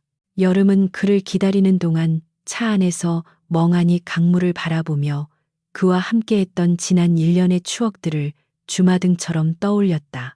비록 시작은 거짓이었고 의도적인 접근이었지만 그 과정에서 느꼈던 감정만큼은 진실이었기에 그녀는 그를 잃게 될까봐 가슴이 찢어질 듯 아팠다. 30분 뒤 태주의 차가 거칠게 주차장으로 들어왔고 그는 차에서 내리자마자 여름에게 달려와 그녀의 어깨를 잡고 무슨 일이 있었냐며 다급하게 물었다. 여름은 그의 눈을 똑바로 쳐다보지 못한 채 고개를 떨구고 자신은 처음부터 당신을 이용하기 위해 접근했으며 우리 결혼은 내기의 수단이었다고 고백했다. 그녀는 15분 동안 자신이 어떻게 한성그룹의 협박을 받았고 어떤 마음으로 그를 속여왔는지 그리고 자신이 바로 투자자 Y라는 사실까지 하나도 빠짐없이 털어놓았다. 이야기를 마친 여름은 태주가 자신에게 배신감을 느끼고 화를 내거나 떠나버릴 것이라고 예상하며 눈을 질끈 감고 처분을 기다렸다. 강바람이 두 사람 사이를 스치고 지나갔고 무거운 침묵이 흘렀지만 태주는 아무런 말도 하지 않고 그저 거친 숨만 몰아쉬고 있었다. 한참의 정적 끝에 태주는 여름의 떨리는 손을 잡아 자신의 가슴에 가져다 대며 당신이 누구든 어떤 의도로 나에게 왔든 그것은 중요하지 않다고 낮게 말했다. 그는 이미 여름이 무언가를 숨기고 있다는 것을 짐작하고 있었고 그녀가 스스로 입을 열어주기만을 기다리고 있었다며 오히려 솔직하게 말해줘서 고맙다고 했다. 태주는 여름의 턱을 들어 올려 그녀의 젖은 눈을 마주보며 당신이 이겼다고, 내기는 당신의 승리라고 부드럽게 미소 지었다. 그는 여름이 자신의 마음을 훔치는 데 성공했으니 그 대가로 자신은 평생 그녀의 포로가 되어주겠다고 선언하며 그녀를 와락 껴안았다. 여름은 태주의 품 안에서 참았던 울음을 터뜨렸고 태주는 그런 그녀를 더욱 꽉 안아주며 그녀의 모든 상처와 과거를 받아들였다. 태주는 여름을 진정시킨 뒤 차가운 눈빛으로 변하여 이제부터는 내가 당신의 칼이 되어주겠다고 약속했다. 그는 한성그룹이 감히 자신의 아내를 건드리고 이용하려 했다는 사실에 분노하며 그들을 철저하게 짓밟아 다시는 재기할 수 없도록 만들겠다고 다짐했다. 태주는 여름에게 당신이 가진 채권과 천명그룹의 자본력을 합치면 한성그룹을 인수하는 것은 식은 죽 먹기라며 구체적인 복수 계획을 제안했다. 두 사람은 차 안에서 머리를 맞대고 한성그룹을 파멸시킬 작전을 짰고 그들의 대화는 연인들의 미러처럼 달콤했지만 내용은 섬뜩하리만큼 잔혹했다. 이제 여름에게는 든든한 지원군이자 사랑하는 남편인 태주가 있었기에 그녀의 복수는 더욱 완벽하고 처절하게 완성될 것이었다. 그날 밤 여름은 태주의 품에 안겨 잠이 들었고 꿈속에서 어머니를 만나 환하게 웃는 모습을 보았다. 다음 날 아침 그녀는 태주와 함께 출근하며 비서실장에게 한성그룹 인수합병을 위한 TF팀을 구성하라고 지시했고 본격적인 사냥의 시작을 알렸다. 언론은 천명그룹의 갑작스러운 행보에 주목했고 증권가는 술렁거렸지만 그 누구도 이 거대한 폭풍의 중심에 한여름이라는 여자가 있다는 사실을 알지 못했다. 그녀는 이제 더 이상 그림자 속에 숨어있는 유령이 아니었으며 자신의 운명을 스스로 개척하고 지배하는 여왕으로서 세상 앞에 당당히 나설 준비를 마쳤다. 그녀의 손끝에서 시작된 파동은 거대한 쓰나미가 되어 한성그룹을 덮칠 것이고 그 끝에는 완벽한 파멸만이 기다리고 있을 것이었다. 대한민국 증권시장이 개장함과 동시에 거대한 폭풍이 몰아치기 시작했고 주식 시세 전광판은 온통 붉은색과 파란색의 격렬한 춤사위로 뒤덮였다. 천명그룹이 한성그룹에 대한 적대적 인수 합병을 공식적으로 선언하자마자 한성그룹의 주가는 곤두박질치기 시작했고 투자자들은 공포에 질려 앞다투어 매도 주문을 쏟아냈다.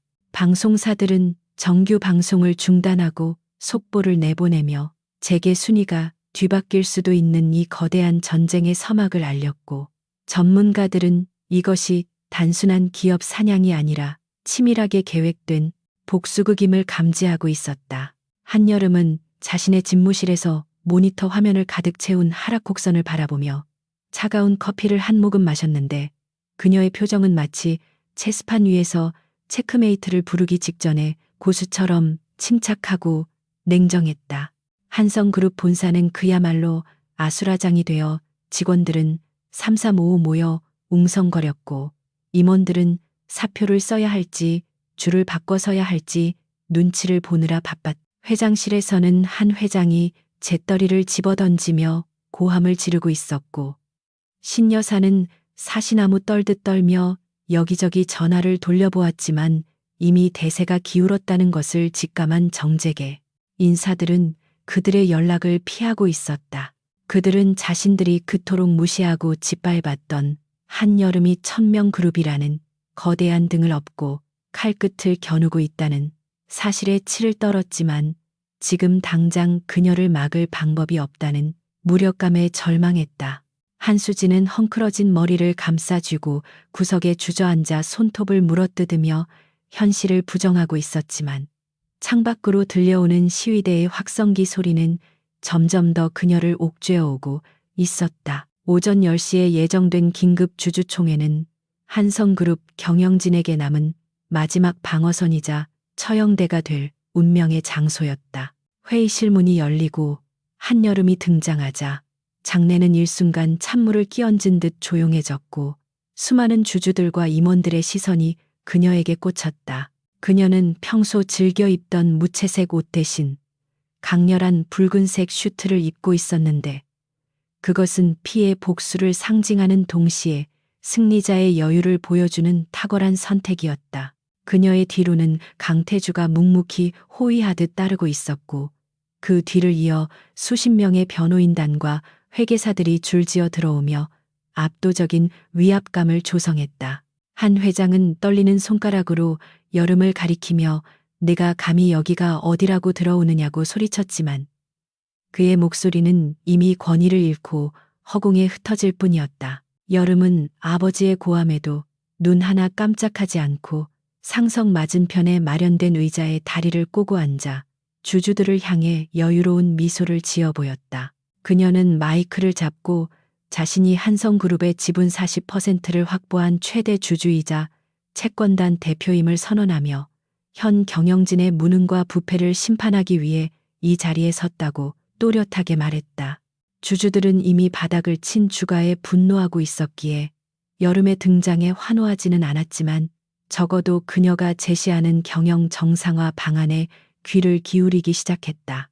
여름은 준비해온 프레젠테이션 화면을 띄우며 한 회장과 신여사가 지난 10년간 저지른 횡령과 배임, 그리고 분식 회계의 증거들을 적나라하게 공개했다.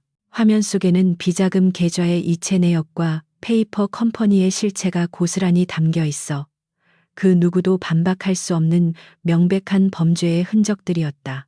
신여사는 화면에 자신의 비밀 장부가 공개되자 이성을 잃고 달려들며 저것은 조작된 것이라고 악을 썼지만 경호원들에게 제지당해 바닥으로 내동댕이 쳐졌다.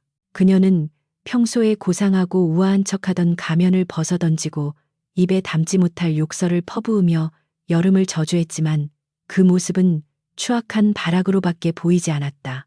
여름은 바닥에 엎어진 계모를 싸늘하게 내려다보며 당신이 내 어머니의 산소 호흡기에 손을 댔던 그날부터 이미 당신의 파멸은 예견된 것이었다고 낮게 읊조렸다. 그 순간 회의실 문이 거칠게 열리며 검찰 수사관들이 들이닥쳤고 그들의 손에는 한 회장 일가에 대한 체포영장이 들려 있었다. 태주가 미리 검찰에 넘겨둔 방대한 양의 증거 자료 덕분에 수사관들은 거침없이 단상으로 올라와 한 회장과 신여사의 손목에 차가운 수갑을 채웠다. 한 회장은 끌려가면서도 끝까지 자신이 회장이라며 놓으라고 발버둥 쳤지만 수사관들은 그를 짐짝처럼 취급하며 거칠게 끌고 나갔다. 신여사는 여름의 바지가랑이를 붙잡고 한 번만 살려달라고 애원하며 비굴하게 울부짖었지만 여름은 더러운 것을 피하듯 발을 빼며 그녀를 외면했다.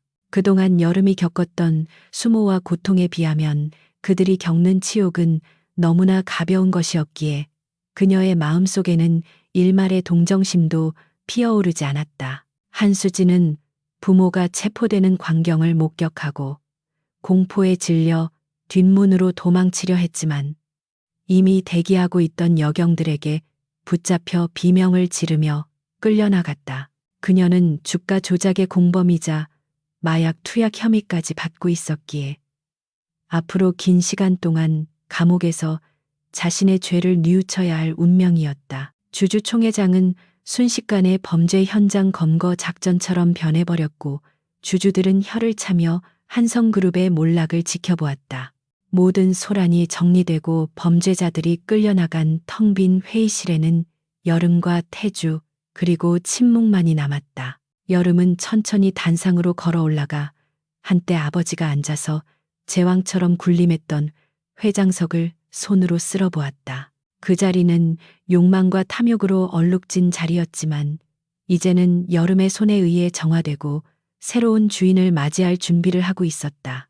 그녀는 의자에 앉지 않고 그저 바라보기만 했는데 그것은 그녀가 원했던 것이 이 자리가 아니라 오직 정의와 진실의 회복이었음을 의미했다. 태주는 그녀의 곁으로 다가와 어깨를 감싸주며 이제 다 끝났다고 부드럽게 속삭였고 여름은 그제야 긴장이 풀린 듯 깊은 한숨을 내쉬었다. 건물 밖으로 나오자 수많은 취재진이 그들을 기다리고 있었고 플래시 세례가 쏟아졌지만 여름은 태주의 손을 꼭 잡고 당당하게 걸음을 옮겼다. 기자들은 한성그룹의 미래와 경영권 승계에 대해 질문을 쏟아냈지만 여름은 아무런 대답도 하지 않고 그저 옅은 미소만을 지어 보였다. 그녀는 이미 전문 경영인 체제를 도입하여 투명한 기업으로 다시 태어나게 할 계획을 세워두었고 자신은 태주의 곁에서 진정한 파트너로 남기를 원했다. 구치소로 향하는 호송차 안에서 한 회장 일가는 차창 밖으로 보이는 여름의 행복한 모습을 보며 뒤늦은 후회의 눈물을 흘렸지만 버스는 멈추지 않고 어두운 터널 속으로 사라져 버렸다. 여름은 멀어지는 호송차를 바라보며 어머니에게 마음속으로 작별 인사를 건넸고 이제야 비로소 과거의 망령에서 벗어나 온전한 자신의 삶을 살 수 있게 되었다는 사실에 가슴이 벅차올랐다. 그날 저녁 태주는 여름을 위해 한강이 내려다 보이는 레스토랑을 예약하고 둘만의 조촐한 축하 파티를 열었다.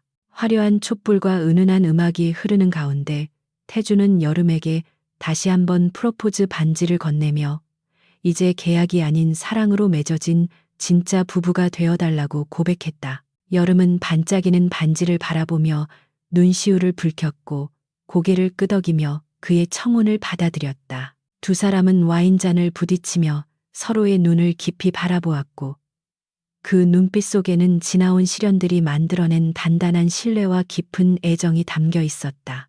태주는 여름의 손등에 입을 맞추며 당신은 나의 최고의 파트너이자 구원자라고 말했고 여름은 당신이 있었기에 내가 존재할 수 있었다고 화답했다. 식사를 마친 두 사람은 손을 잡고 강변을 거닐며 앞으로 펼쳐질 미래에 대해 이야기꽃을 피웠다. 여름은 한성그룹의 비자금을 사회에 환원하여 어머니의 이름을 딴 장학재단을 설립하고 싶다는 뜻을 밝혔고 태주는 그녀의 생각에 전적으로 동의하며 자신이 이사장을 맡아 돕겠다고 약속했다. 밤하늘에는 별들이 쏟아질 듯 빛나고 있었고 강물에 비친 도시의 불빛들은 마치 그들의 앞날을 축복하는 듯 찬란하게 일렁였다. 복수는 끝났지만 그들의 사랑과 인생은 이제 막 새로운 장을 열고 있었고 그 이야기는 해피엔딩을 향해 거침없이 나아가고 있었다. 여름은 태주의 어깨에 머리를 기대며 이 행복이 영원히 지속되기를 간절히 기도했다. 하지만 운명은 그들에게 마지막 시련을 남겨두고 있었으니 한수진이 구치소로 이송되던 중 탈주를 시도했다는 뉴스가 전광판을 통해 흘러나오고 있었다. 경찰과의 추격전 끝에 그녀가 탄 차량이 강물로 추락했고 현재 실종 상태라는 보도에 여름의 심장이 덜컥 내려앉았다. 태주는 놀란 여름을 안심시키며 경찰이 곧 찾아낼 것이라고 말했지만 불안한 예감은 쉽사리 가시지 않았다. 그들은 서둘러 차에 올랐고 태주는 경호팀장에게 연락하여 경계를 강화하라고 지시하며 긴장의 끈을 놓지 않았다. 완벽한 승리라고 생각했던 순간에 찾아온 마지막 불청객의 그림자가 그들의 행복을 위협하고 있었지만 두 사람은 맞잡은 손을 놓지 않고 함께 맞서 싸울 준비를 했다. 한수진의 실종 소식이 전해진 후 몇 달 동안 한여름의 일상은 겉으로는 평온해 보였지만 내면은 언제 터질지 모르는 시한폭탄을 안고 사는 듯한 긴장의 연속이었다. 경찰은 강하류를 샅샅이 뒤졌지만 시신은 발견되지 않았고 이는 그녀가 어딘가 살아남아 마지막 발악을 준비하고 있을지도 모른다는 불길한 추측을 낳기에 충분했다. 태주는 여름의 안전을 위해 경호 인력을 3배로 늘리고 그녀의 모든 이동 경로를 실시간으로 모니터링하는 등 철통 같은 보안 태세를 유지했다.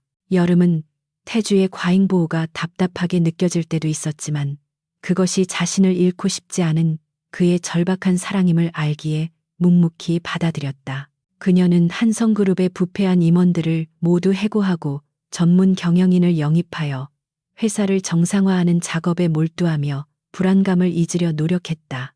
비가 추적추적 내리는 어머니의 기일이 다가왔고 여름은 경호원들을 대동하고 교회에 위치한 추모공원을 찾았다.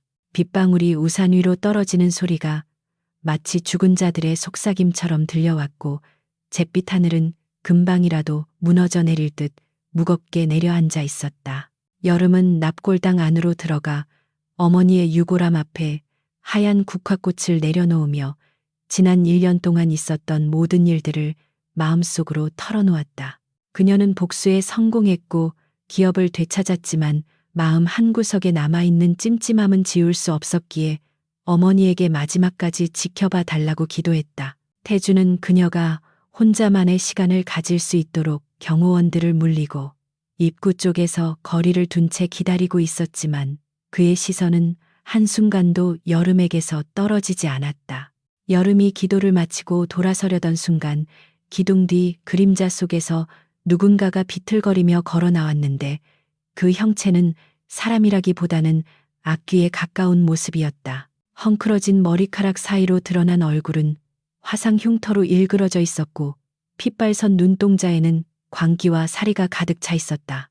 그녀는 다름 아닌 죽은 줄로만 알았던 한수진이었고 손에는 날카로운 과도를 든 채 거친 숨을 몰아쉬며 여름을 노려보고 있었다. 수진은 사고 후 구사일생으로 살아남았지만 얼굴을 잃고 도망자 신세가 되어 시궁창 같은 삶을 살아야 했기에 그 모든 원망을 여름에게 쏟아부을 작정이었다. 그녀는 쉰 목소리로 네가 내 인생을 망쳤다며 저주를 퍼부었고 당장이라도 달려들 기세로 칼을 허공에 휘둘렀다. 여름은 갑작스러운 습격에도 비명을 지르거나 도망치지 않고 그저 차가운 눈으로 괴물이 되어버린 이복 동생을 바라보았다. 그녀는 수진이 찾아올 것을 어느 정도 예감하고 있었기에 당황하기보다는 오히려 올 것이 왔다는 담담한 심정이었다. 여름은 수진을 향해 내 인생을 망친 건 내가 아니라 너 자신의 끝없는 탐욕과 오만이었다고 냉정하게 일갈했다. 그녀는 수진이 누렸던 모든 것이 타인의 고통 위에서 쌓아 올린 모래성이었음을 지적하며 지금이라도 죗값을 치르는 것이 남은 인간성을 지키는 유일한 길이라고 충고했다. 하지만 수진은 여름의 충고를 비웃으며 너만 없으면 다시 예전으로 돌아갈 수 있다는 망상에 빠져 괴성을 지르며 여름을 향해 돌진했다. 그 찰나의 순간 입구에서 대기하고 있던 태주가 번개 같은 속도로 달려들어 수진의 팔을 걷어차고 그녀를 바닥에 제압했다. 칼이 튕겨나가 바닥에 떨어지며 날카로운 금속음을 냈고 수진은 바닥에 얼굴을 처박힌 채 짐승처럼 울부짖으며 발버둥쳤다. 숨을 죽이고 상황을 주시하던 경호원들이 우르르 몰려와 수진에게 수갑을 채웠고 그녀는 끝까지 여름을 죽여버리겠다고 악을 썼지만 이미 승패는 결정된 뒤였다. 태주는 거친 숨을 몰아쉬며 여름의 어깨를 감싸 안고 괜찮냐고 물었고 여름은 떨리는 손으로 태주의 옷자락을 잡으며 고개를 끄덕였다. 그녀는 바닥에 끌려가는 수진의 처참한 뒷모습을 바라보며 이제야말로 길고 길었던 악연의 고리가 완전히 끊어졌음을 실감했다. 경찰차가 도착하여 수진을 연행해 가자 추모 공원에는 다시 고요한 적막이 찾아왔고 비는 여전히 그치지 않고 내리고 있었다.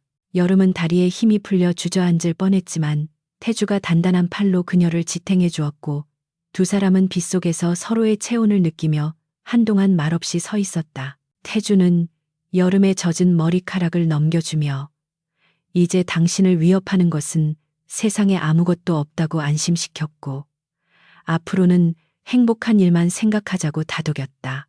여름은 태주의 가슴에 얼굴을 묻고 그동안 참아왔던 눈물을 쏟아냈는데 그것은 공포의 눈물이 아니라 안도와 해방감의 눈물이었다.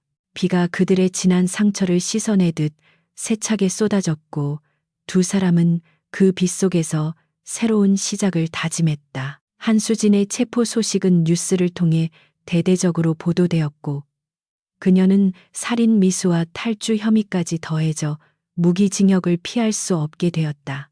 한 회장 일가는 모두 감옥에 갇히게 되었고 한성그룹은 역사 속으로 사라진 뒤 천명그룹의 계열사로 흡수되어 투명한 기업으로 재탄생했다. 여름은 더 이상 과거에 얽매이지 않고 전문 경영인으로서의 능력을 유감없이 발휘하며 재계에서 가장 영향력 있는 여성 리더 중 한 명으로 급부상했다. 그녀는 어머니의 이름을 딴 장학재단을 통해 어려운 환경의 학생들을 후원하며 자신이 받았던 도움을 사회에 환원하는 노블레스 오블리주를 실천했다. 사람들은 그녀를 철의 여인이라고 불렀지만 태주 앞에서는 여전히 사랑스러운 아내이자 평생의 동반자였다. 1년이라는 시간이 흐르고 서울의 가장 화려한 호텔 그랜드 볼룸에서는 천명그룹과 재건된 한성 계열사의 통합 창립 기념 파티가 열리고 있었다. 수많은 정재계 인사들과 언론의 주목을 받으며 강태주와 한여름 부부가 팔짱을 끼고 입장하자 장내는 뜨거운 박수갈채와 환호성으로 가득 찼다. 여름은 등이 파인 우아한 샴페인 골드 드레스를 입고 있었는데 1년 전 불안하고 위축되었던 모습은 온데간데 없고 자신감 넘치는 미소로 좌중을 압도했다. 태주는 그녀의 곁에서 턱시도를 입고 든든하게 서 있었는데 그의 눈빛은 여전히 여름을 향한 애정과 자부심으로 반짝이고 있었다. 두 사람은 단상에 올라 건배 제의를 하며 서로를 바라보았고 그 눈빛 교환만으로도 수많은 말들이 오고 갔다. 파티가 무르익어갈 무렵 두 사람은 번잡한 홀을 빠져나와 테라스로 나와서 시원한 밤 공기를 마시며 둘만의 시간을 가졌다. 도시의 야경이 보석처럼 빛나고 있었고 멀리서 들려오는 재즈 음악 소리가 로맨틱한 분위기를 더해주었다. 태주는 여름의 허리를 감싸 안으며 1년 전 우리가 처음 만났을 때 당신이 나에게 사기를 칠 줄은 꿈에도 몰랐다고 농담을 던졌다. 여름은 웃음을 터뜨리며 그때는 살기 위해 어쩔 수 없는 선택이었다고 변명했지만 결과적으로는 당신의 마음을 훔쳤으니 사기가 아니라 성공적인 투자였다고 재치 있게 받아쳤다.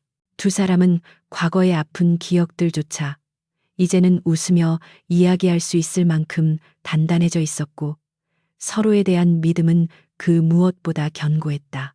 태주는 주머니에서 작은 초음파 사진 한 장을 꺼내 여름의 손에 쥐어주며 이제 우리 둘이 아니라 셋이 될 준비를 해야 할 것 같다고 수줍게 고백했다. 여름은 놀란 눈으로 사진과 태주를 번갈아 쳐다보며 입을 틀어막았고 벅차오르는 감동의 말을 잊지 못했다. 그녀는 자신이 따뜻한 가정을 꾸릴 수 있을 것이라고는 상상조차 하지 못했기에 이 작은 생명의 존재가 마치 기적처럼 느껴졌다. 태주는 여름을 조심스럽게 안아주며 당신을 닮은 딸이었으면 좋겠다고 속삭였고 여름은 당신을 닮은 아들이어도 좋겠다고 대답하며 행복한 미소를 지었다. 두 사람은 밤하늘을 올려다보며 아이에게 부끄럽지 않은 부모가 되겠다고 다짐했고 그들의 미래는 저 별들처럼 찬란하게 빛나고 있었다. 이야기는 여기서 끝이 나지만 그들의 삶은 계속될 것이며 앞으로 닥쳐올 그 어떤 시련도 두 사람을 갈라놓을 수는 없을 것이다. 한여름은 내기를 위해 참았던 껍데기를 깨고 나와 스스로의 힘으로 운명을 개척하고 복수를 완성했으며 진정한 사랑을 쟁취했다. 그녀는 더 이상 누군가의 아내나 딸로 정의되는 것이 아니라 오롯이 한여름이라는 이름으로 세상의 중심에 우뚝 섰다. 강태주 또한 오만했던 과거를 버리고 사랑을 통해 성장하며 진정한 리더이자 가장으로 거듭났다. 두 사람의 이야기는 절망 속에 있는 누군가에게 희망이 되고 어둠 속에 있는 누군가에게 빛이 되어 영원히 기억될 것이다. 마지막으로 여름은 테라스 난간에 기대어 화려한 도시의 불빛을 내려다보며 1년 전에 자신에게 작별 인사를 건넸다.